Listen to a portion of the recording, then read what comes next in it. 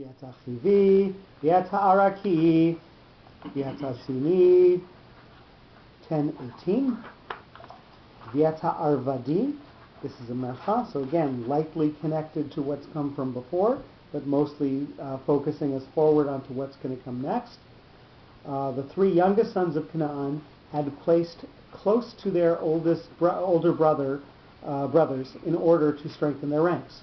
And with the Arvadi, he settled north to the Araki with the view of Sidon's safety as indicated by the directional shape of the reading mark. So again, we're going to be moving from there to the next son to provide support, and the note being underneath is going to imply that they are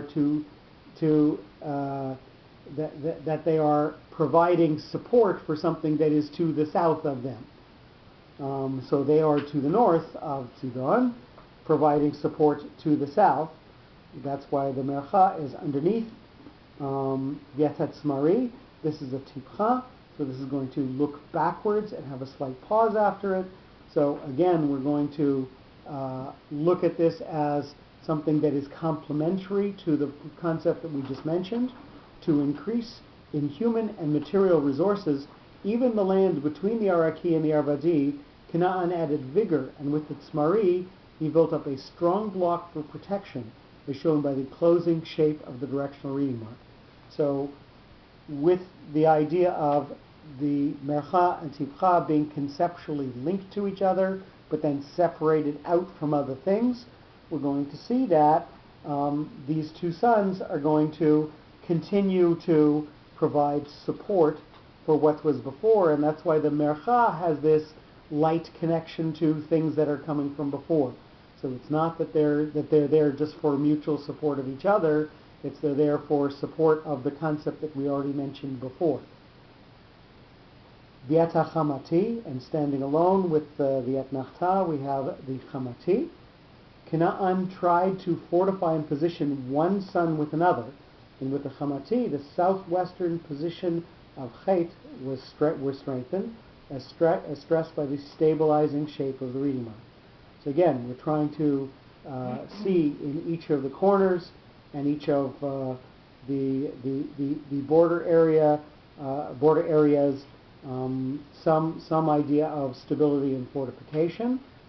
And we have a note here, Chamati Chet Mem Tav Yud, retained the moral characteristics of Cham, because it's got a Chet and a Mem in it, and the militant aggressiveness of Chet has got a Chet and a Yud Tav in it, as portrayed by the etymology of his name, Chamati, Cham, and Chiti, the two of them sort of put together. He was an organic part of Chet, fear, and Chamat, fury. So we again come back to the idea that names are not only nouns that have no meaning other than name.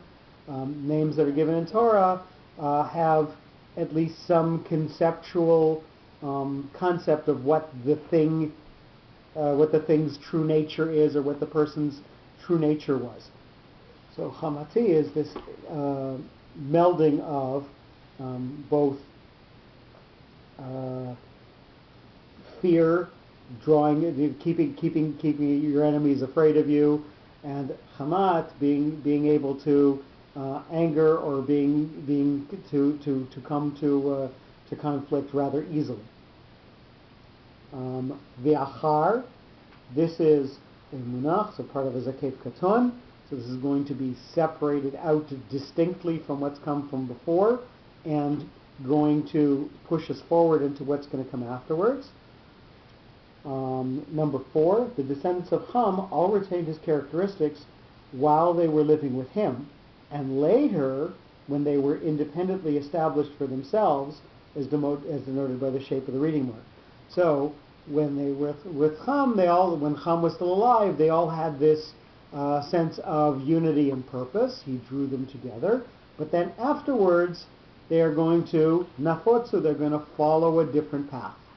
So after that, at that point, they're going to have dispersed, number 5, with a katon, which has a 2-part note, perhaps one part higher and one part of a lower motivation. When they had dispersed to various territories, they took along their inherited manners, as pointed out by the bipartite shape of the reading mark.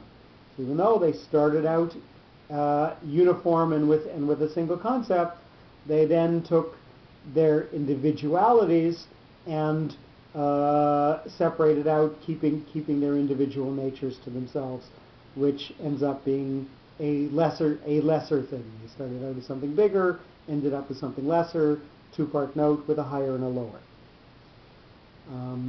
Mishpechot tipcha. So this focuses us back to what has come before and has a slight pause afterwards. Number 6, regardless of the location they chose for living together, by the families of the same origin, as referred backwards by the directional shape of the reading mark. So the family unit here is what is going to be what stands out after they separate out into their own individual purposes. So tribalism, or following the idea of their clan, is going to be much more important than unity of the entire progeny of Ham. Hakna'ani, the Kna'ani, number 7, with the Sof Pasuk. So this again is going to have an element of stability to it. Whatever was significant for Ham or the Kna'ani was transferred to all his descendants. So the Kna'ani, the firstborn of Ham, is going to... Here it says, he wrote here, Cush being the eldest son of Ham. That Canaan was the eldest. I mean, like, they came out of the ark in Canaan, and here he wrote Cush being the eldest. I don't know that the firstborn of... Well, bear with me. Cush See, here you say he wrote it right here. So, Cush being the eldest son of Ham. Now, how could that be when Canaan was... 105. Going back to page 105. Cush Mitzrayim Afutz Canaan. So where do you see that Cush is the eldest? I'm sorry. That's what he wrote here. That also they say, you say Ham, and from Ham came Canaan. Now that's what I'm wondering here. Number 2, Cush being the oldest son of Ham. Now you just said Canaan was the oldest, but yeah, I mean I agree that Canaan's the oldest, but on page 105, number 2. Because in the Torah it talks about them going out of the ark, and then you have is Ham and then Canaan. Doesn't the Canaan was the oldest son?